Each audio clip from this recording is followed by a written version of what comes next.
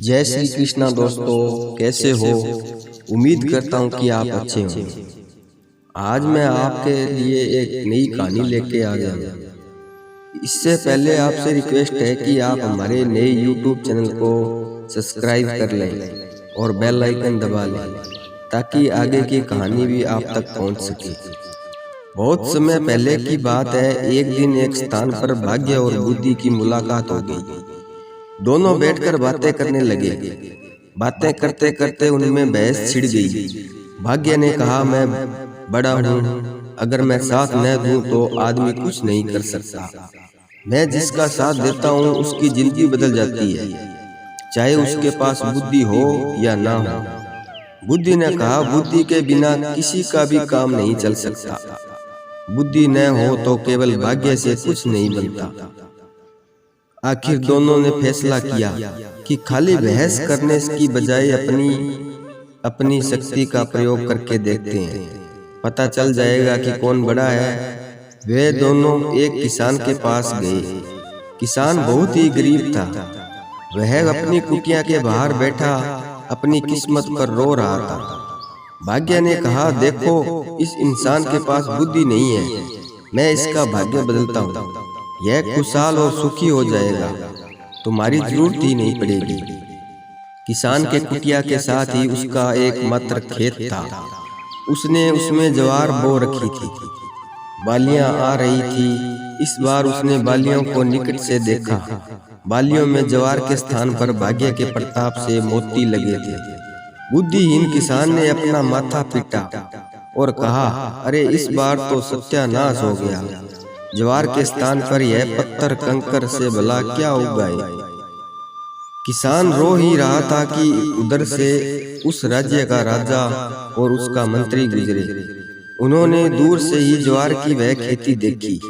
मोतियों की चमक देखते ही वह पहचान गए। दोनों घोड़ा गाड़ी से उतरे और निकट से देखा। वे तो सचमुच के मोती थे। दोनों बोले कि यह कितना धनी किसान है जिसके खेत में मोती ही मोती उगते हैं। मंत्री ने किसान से कहा, भाई, हम एक बाली तोड़कर ले जाएं।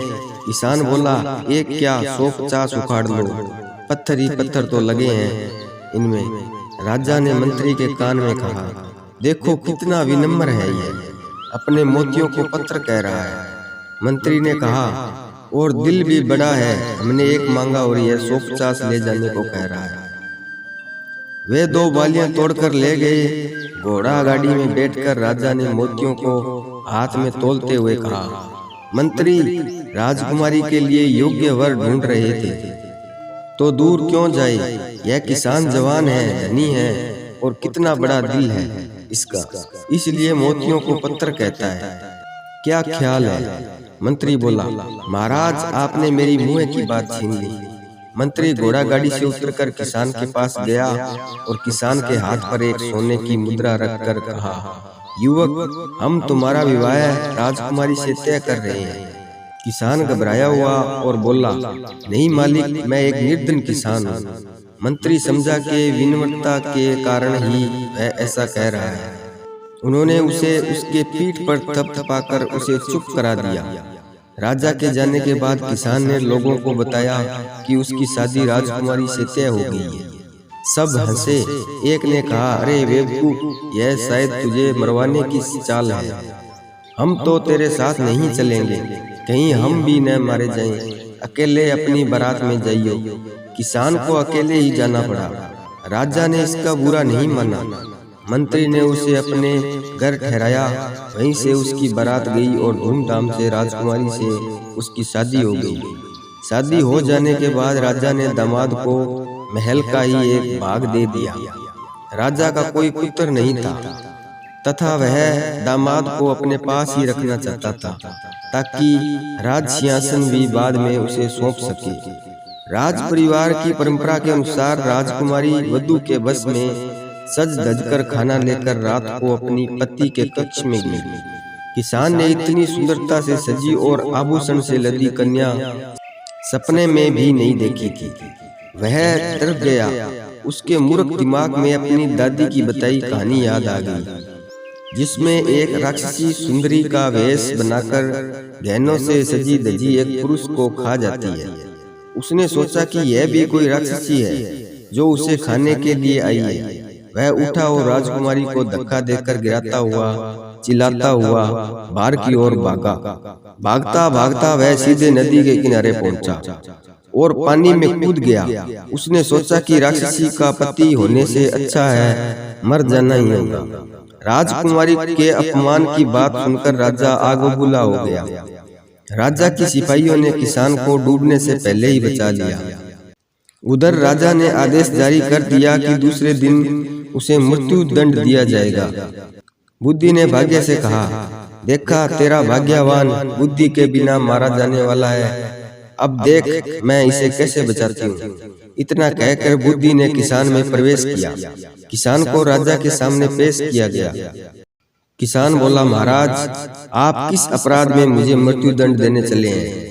मेरे कुल में मान्यता है कि विवाह के पश्चात पहली रात को यदि वर वधू की जानकारी में कोई व्यक्ति नदी में डूब मरे तो वधू विधवा हो जाती है या संतानहीन रह जाती है।